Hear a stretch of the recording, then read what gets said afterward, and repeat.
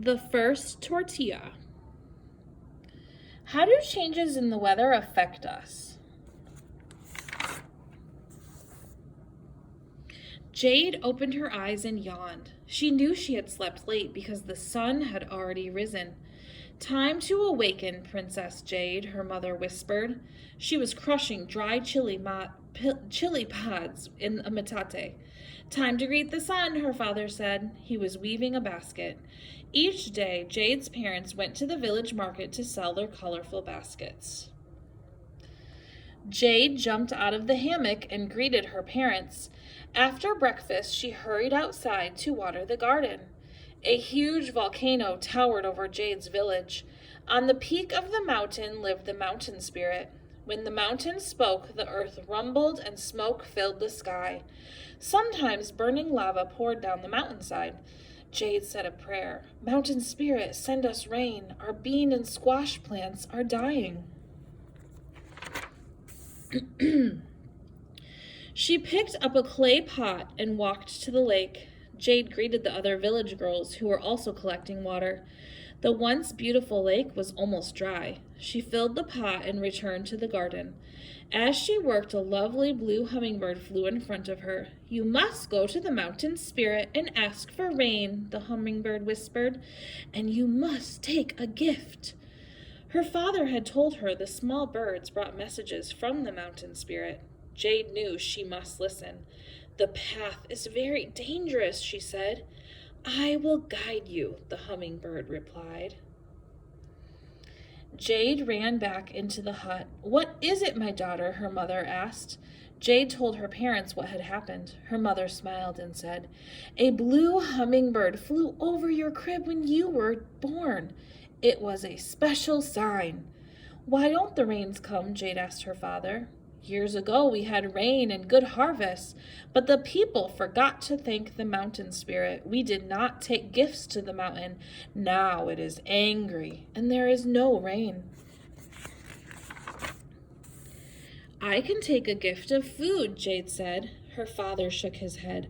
A girl cannot climb the mountain. You will fall from the cliffs like a bird without wings. Our gardens are dying, her mother said. Soon we must leave our home in search of food. That will be the end of our way of life. Jade grew sad.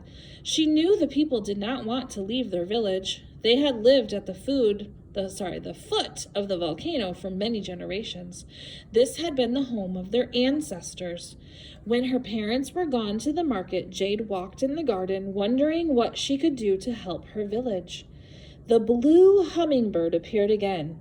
The mountain spirit will listen to you, the hummingbird whispered. Can I do it? Jade asked. Her father had said that she might fall from the cliff like a bird without wings. But if she didn't go, the entire village would suffer. Yes, I will go, she decided. She warmed a bowl of beans and squash and sprinkled chili powder on the food. I hope this pleases the mountain spirit, she said. She gathered a rebozo around her shoulders and followed the hummingbird up the narrow path. Suddenly the mountain shook and boulders came crashing down. This way, the hummingbird cried. Jade jumped aside and the boulders missed her. Finally, they arrived at the home of the mountain spirit where butterflies danced among a rainbow of flowers. A waterfall cascaded into a clear blue lake. Why have you come? The mountain spirit asked. Thunder and smoke filled the sky. I came to ask for rain, Jade replied. Without rain, our plants will die and we will starve. Your people no longer honor me, the mountain spirit said. I have not forgotten you, Jade answered. I brought you a gift. She uncovered the bowl of beans and squash. A pleasant aroma filled the air. The mountain spirit was pleased. You are a brave girl. I will send rain, and I will give you a gift. You may have the food the ants store in the cave. Jade looked at the ants scurrying on the ground. The ants carry pebbles, Jade said. Look closely, the mountain spirit whispered. Jade fell on her knees. What are you carrying? She asked the ants. This is corn, one ant replied. Taste it, another ant said, offering a kernel. Jade chewed the corn. Oh, what a sweet flavor, she cried. Where does it come from? It grows here on Corn Mountain. We gather the grains and store them in a cave. Come with us. Jade followed the ants into the cavern. On the floor, she found piles of corn. Corn is a gift from the mountain spirit, the ant said. Take all you want.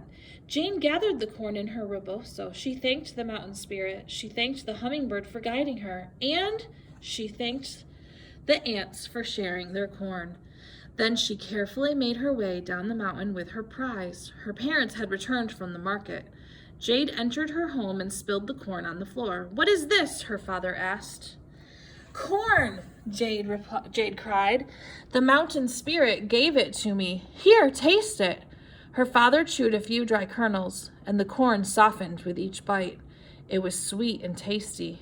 Good, said her father, but hard to chew. I will boil the corn in a clay pot, said her mother. It will make pozole. When the pozole was ready, Jade's father tasted it. Wonderful, he exclaimed. We must thank the mountain spirit for this food. They scattered kernels of corn in their garden and said a prayer of thanks. That afternoon, clouds gathered on the mountain peak. Soon a gentle rain fell. Later, the seasoned corn plants pushed through the earth. The corn tassels blossomed. Soon, tender ears of corn appeared on the stalks.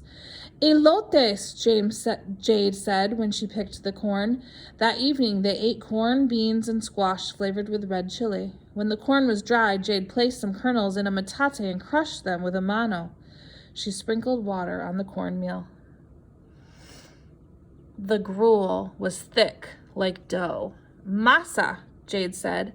She patted the masa back and forth in her palms until it was flat and round.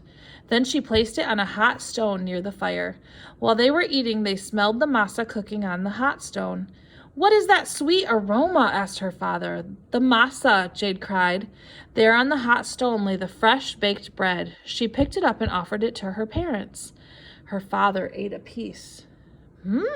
Very good. Delicious, her mother exclaimed. What shall we call this bread? Jade thought a while.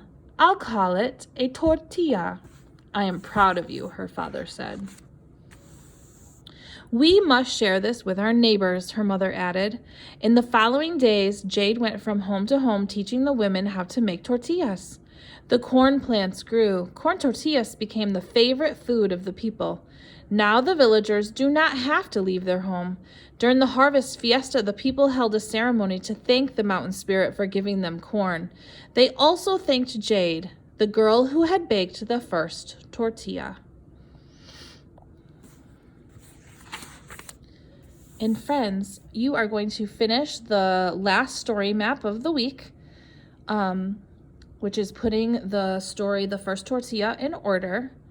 And also, if you have listened to this whole story, you may come up to me and give me the secret code word for today, which is tortilla. You may ask, may I have a tortilla, please? And I will give you a treat.